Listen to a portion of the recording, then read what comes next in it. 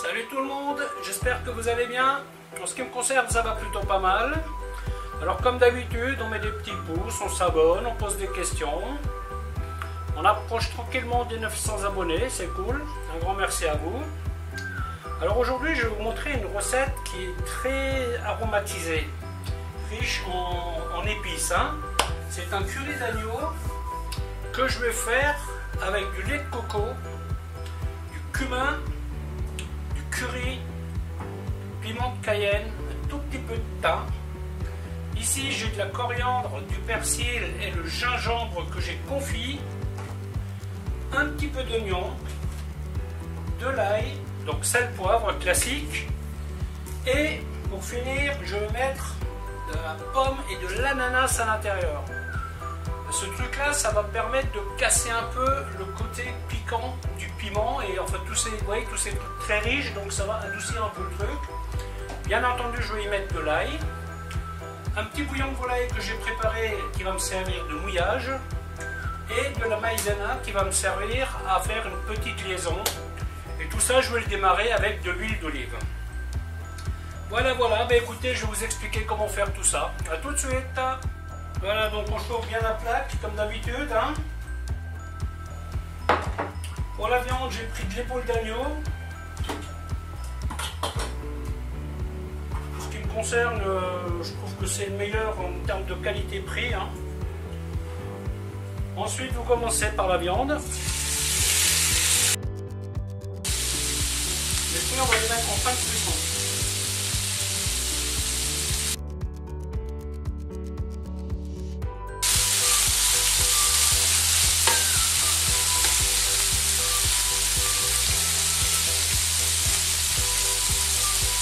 Ensuite, je mets le thym.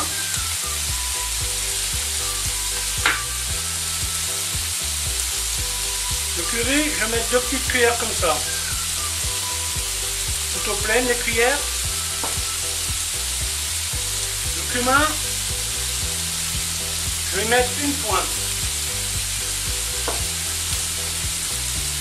Le piment de Cayenne, une autre pointe. Donc là, ce qu'on va faire, on va faire rissoler la viande avec les épices. On va faire griller tout ça.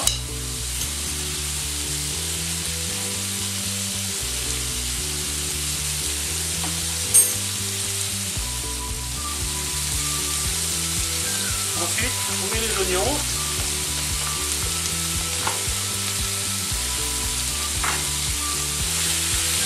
On va faire colorer avec la viande. Poivre.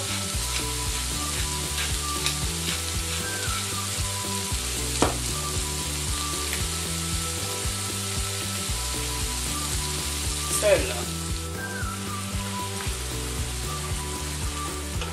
Là, je suis toujours en train de bien insister. Alors, j'ai une variante que je fais avec, quand c'est du poulet par exemple.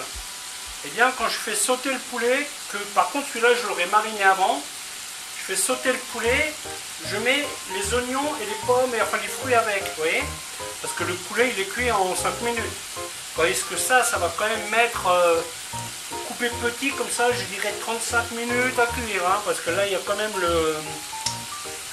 il y a la souris donc qui est longue à cuire, donc là j'ai pas envie de faire mes fruits en même temps en fait. Je vais les rajouter en fin de cuisson. Les fruits vont rester bien croquants. Donc on insiste bien, on en profite pour nettoyer la cuisine en même temps. Faites très attention, quand vous entendez le grésillement là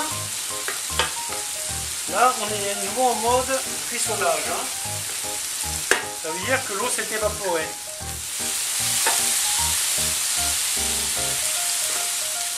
Ensuite, je vais mettre le bouillon de volaille.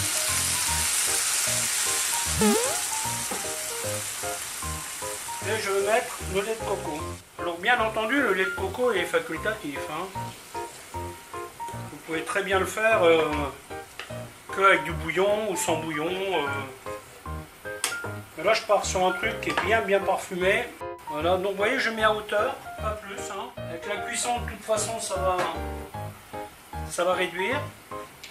Là maintenant je vais y mettre persil et coriandre et gingembre. Bon, ça pareil, hein, c'est des herbes que j'ai congelées. Voilà, maintenant je vais laisser ça une vingtaine de minutes et je vais voir si j'y mets les fruits ou pas. Donc là la viande elle a 20 minutes de cuisson. Je vais y mettre les fruits. Et là comme c'est du curry fort que j'ai utilisé, piment fort, vous voyez, les fruits vont adoucir l'ensemble. Ce que je vais faire maintenant, je vais diluer un petit peu de maïzena. Alors là, il ne faut pas en mettre beaucoup, hein, parce que ça lie pas mal. Hein. L'idée, c'est que tout soit couvert de sauce. En fait, attention avec la maïzena, hein, parce que ça a un pouvoir liant assez balèze. Là, vous avez vu, j'ai mis une petite cuillère à café. Ça se trouve, c'est même déjà trop. Et maintenant, je vais faire mijoter ça une dizaine de minutes. Et après, ça sera bon. Voilà, voilà. Les 10 minutes supplémentaires sont passées. Les fruits sont cuits et sont toujours bien croquants. À ce stade, les seules choses qui vous restent à laver, ça et ça. Tout le reste est fait. Ça, c'est d'ailleurs un petit conseil que je vous donne. Quand vous préparez un plat, alors si vous êtes sûr et si c'est un truc vite fait, c'est une chose. Mais vous voyez, ça c'est un plat qui demande quand même un tout petit peu de travail. Alors la première chose que vous faites, vous épluchez tout ce qui est épluché. Vous jetez tout ce qu'il y a à jeter et donc vous travaillez avec la matière première propre. Ensuite, vous coupez tout ce qu'il y a à couper. Vous le mettez dans les ramequins, hop, et vous enlevez. Et au fur et à mesure, vous nettoyez les ustensiles que vous avez utilisés. Une fois que vous avez tout coupé, ben, vous avez votre plaque ou votre casserole, hein, et vous allez mettre tout à cuire au fur et à mesure. Et quand ça cuit, au fur et à mesure, vous allez laver ce que vous avez vidé. Ça vous permet de ne pas être submergé par la vaisselle, par les saletés dans la cuisine. Ça vous permet de poser des choses sur une table qui n'est pas encombrée. Vous voyez, c'est vraiment un conseil. Alors seuls ceux qui ont regardé la vidéo complètement vont l'entendre, ce conseil. Mais croyez-moi, c'est un vrai conseil d'amis. Toujours, vous travaillez de façon organisée. Ne commencez jamais un truc en vous lançant là-dedans tête baissée. Vous allez le regretter. Vous voyez? Épluchage, lavage, découpage, cuisson. Point. Et là, vous n'aurez jamais de surprise. Et plutôt que d'aller vous promener quand votre viande elle rissole, bah pendant que votre viande elle rissole, vous allez laver les couteaux que vous avez utilisés, les éplucheurs, enfin vous allez tout faire propre. Ce qui fait que quand votre plat est cuit, bah là il ne me reste plus rien à faire. Mon riz d'accompagnement est cuit, il est au chaud dans un récipient de débarrassage. Mon légume est cuit, il est au chaud dans un récipient de débarrassage. La seule chose qui me reste à nettoyer, c'est ça et ça. Voilà. Donc voilà, bah écoutez, la vidéo va s'arrêter là, en espérant qu'elle vous aura plu. Alors je vous dis à bientôt pour une autre recette. Bye bye.